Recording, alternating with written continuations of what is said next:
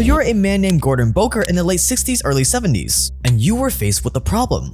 You loved coffee, but there just wasn't any good coffee in Seattle. In fact, you loved coffee so much that you would drive 2.5 hours all the way up to Vancouver, Canada just to get the good stuff from a Canadian coffee company. And one day, after sipping on a really cheap, nasty cup of coffee, you decided that you had had enough. And you thought to yourself, why not bring the coffee you love from Vancouver down to Seattle? So you brought together 2 of your friends and opened up a little coffee shop tucked away in Seattle's famous Pike Place markets. The name of this coffee shop? Starbucks. And Starbucks was unlike any other coffee shop at the time. Where everyone else just sold coffee as a cheap convenience item, you marketed coffee as a luxury. And the way you positioned your actual shop was just as clever. See, coffee houses have a rich history. In England, the original coffee houses were frequented by scholars and professors, and quickly became known as political hotbeds or penny universities, where for just the price of a coffee, you could have access to the same intellectual discussions as a university classroom. On top of that, throughout history, coffee houses have been the birthplace of societal revolutions. The London Stock Exchange was originally created in a coffee house. Isaac Newton once dissected a dolphin at the table of one of his favorite coffee shops. And in America, plans for the Revolutionary War started brewing in New York coffee houses. And this was the exact type of ambiance you wanted to capture in Starbucks. So you position your coffee shop as not just a place where you get your coffee and leave, but as a place where one could sit back and get some important work done, like writing your book, for example.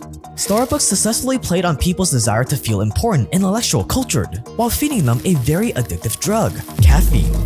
And the combination worked. Suddenly, everyone knew the name Starbucks. By the 90s, the chain was opening hundreds of new shops every single year. But as you scaled up Starbucks, you reached a pivotal turning point.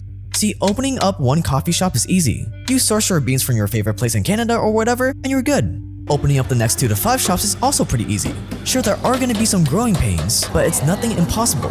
But scaling up to hundreds of locations to thousands of locations, to the 35,711 stores you have around the world today, that is a challenge. All of a sudden, you can't just rely on your favorite little coffee bean supplier in Canada anymore. You need millions, hundreds of millions, even billions of coffee beans per year to keep the machine running. All of a sudden, the difference between a few cents for your coffee beans can mean the difference between hundreds of millions of dollars to your bottom line. So the question becomes, where are you going to get this many coffee beans at the cheapest price possible? And it was at this fork in the road that Starbucks had to make the same decision that every other mega corporation had to make on their way to the top. The decision to use cheap, profitable modern-day slaves, specifically some good old-fashioned child labor. It was a startling discovery that every farm the team visited had children working on them. Yes, the Starbucks empire is based off of child labor, and you've gotten the public so addicted to your products that they don't even care. Stay dangerous, subscribe for more, and this is the appalling reality of Starbucks.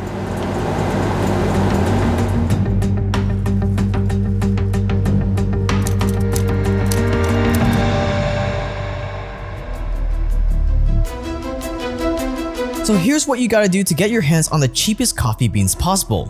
You wanna go to the poorest countries you can find and tell the citizens that you're gonna solve all their problems, that you're gonna provide housing, food, clean drinking water, everything that they need. And all they have to do to pay you back is to work off the debts. Do they get enough money? 40 pan por quintal. Today, how much they would make?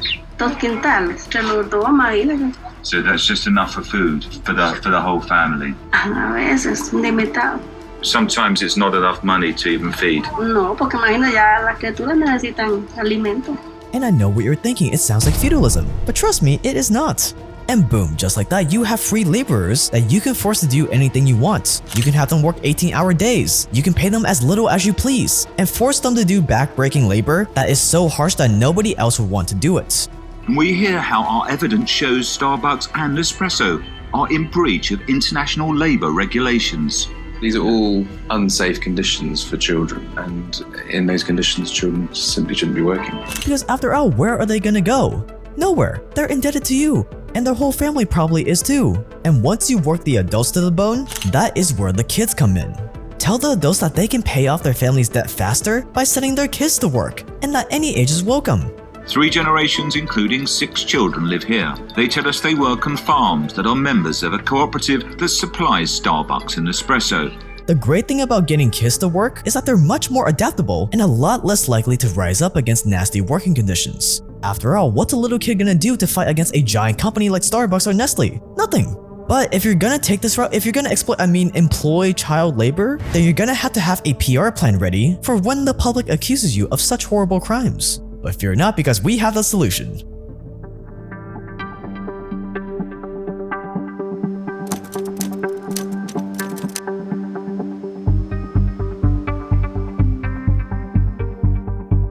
The one thing you have to keep in mind is that you cannot directly run these child plantations yourself. No, you need some plausible deniability between you and the child servants. Because if you own and operated these plantations yourself, if you were the ones whipping these children into work, the public would eventually tear you apart. You would legitimately risk getting cancelled. So don't employ the children yourself. Just find a bunch of plantations that are already using child servants and pay them for the coffee beans they produce. Sure, it's not going to be as profitable as whipping the children into action yourself, but it is well worth the compromise. Think of it as insurance. That way, when the public comes knocking, you can just say that you take allegations like these extremely seriously, as we have zero tolerance for child labor anywhere in our supply chain.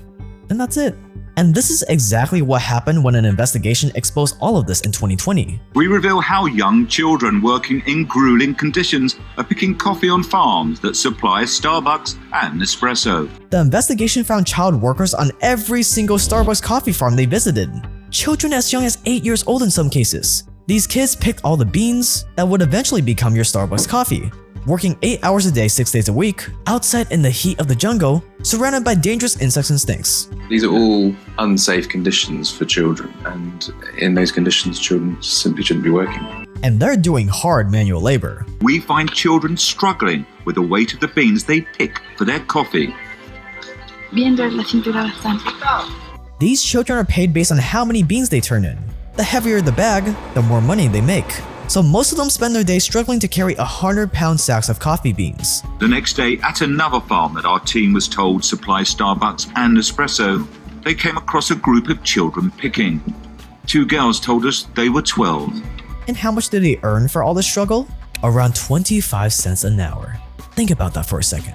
It currently costs $3.65 for a regular latte at Starbucks. So it would take one of these kids almost 15 hours of hauling bags around to earn enough money for a single cup of coffee from the chain.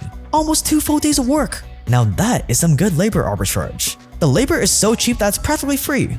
But it's not just child slaves that Starbucks is exploiting in these poor countries. It's also their water supply.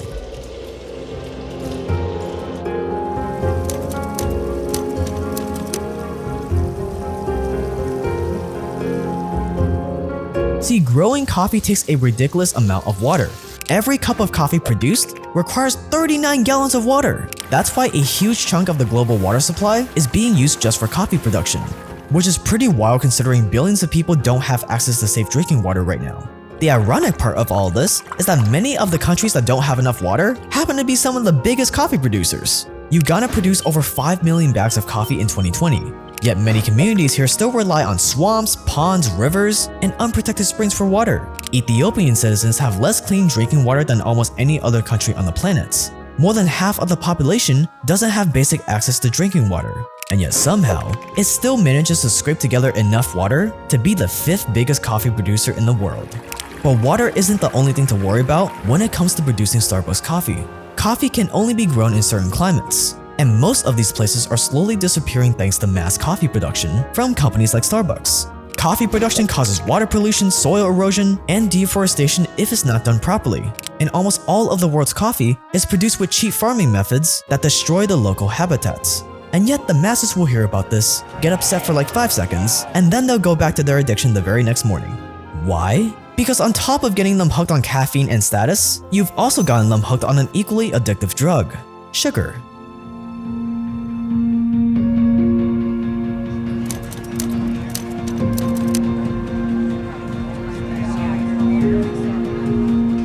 Today, it's widely understood that soda is terrible for you because of all the sugar and artificial stuff in it. That's why people are drinking less and less of it in the US. But coffee? Coffee still has this magical aura around it where it's perceived by the masses as a productive drink. It's a luxury, an art form, and yes, if you use it properly, it can be a very productive drink that's also an art form. And Starbucks has taken full advantage of that aura.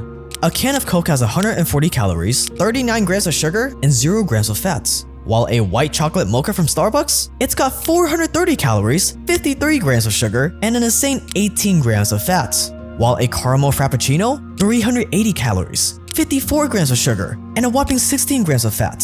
And that's just 2 examples. About 98% of Starbucks' hot flavored drinks contain excessive levels of sugar per serving, according to tests of 131 drinks. More than a third contain more sugar than or as much sugar as a can of Coke. 20 years ago, people used to wake up with a Diet Coke or a Diet Pepsi. At around 2 o'clock, they'd have another and take a break. Today, walk in front of a Starbucks at those same times, at 8 a.m. and 2 p.m., and tell me how long the lines are. Starbucks has successfully replaced soda, and no one has been the wiser. Today, Starbucks has become very ingrained in our society. 60 million people drink Starbucks every week. They don't just love Starbucks, they need Starbucks. They need that caffeine hit, they need that sugar rush, they need to have that green status symbol in their hands. That's why Starbucks is still opening thousands of new stores every year, and it's why they're making more money than they ever have. And for many people, getting a sugary, fat-filled dessert coffee from Starbucks as their daily breakfast is not just okay, it's become normalized. Just like other staples of a healthy American breakfast, like bacon, eggs, sausage, stacks of pancakes draped in sugar that look more like a cake than anything else.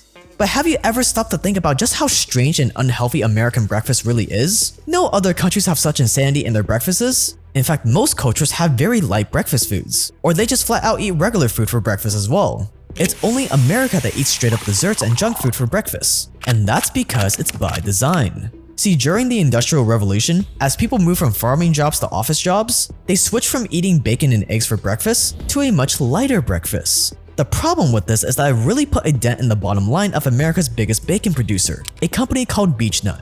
So what did Beech-Nut do? They hired a man named Edward Bernays, also known as the literal father of propaganda. And he was tasked with creating a propaganda campaign to convince the masses to put bacon and eggs back on the American breakfast table for good. And judging by the American breakfast cuisine we have today, it worked. See, breakfast is a lie. Breakfast is a marketing fabrication to get us to eat more profitable breakfasts. Breakfast is not the most important meal of the day, it is the most profitable.